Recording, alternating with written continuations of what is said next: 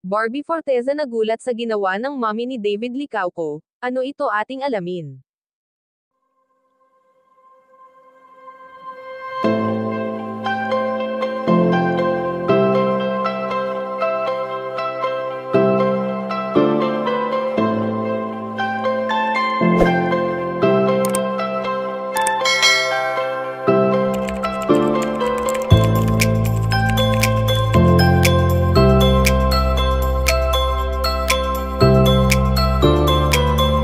Nalalapit na nga ang 3 buwan kung kailan naghiwalay sina Barbie Forteza at Jack Roberto, na ang sabi nga ng iba ay may tinatawag na 3-month rule kung kailan lang dapat pwedeng muling pumasok sa isang relasyon ang isang tao.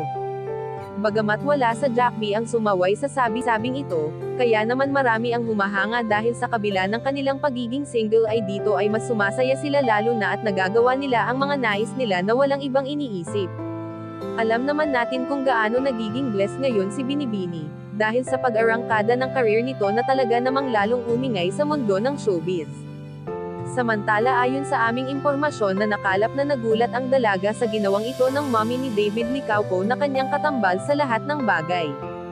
Ang pag-follow ng mga relatives ni Ginoo kay Binibini at nauna na nga ang mommy ni David Licauco na talaga namang very supportive sa love team ng dalawa.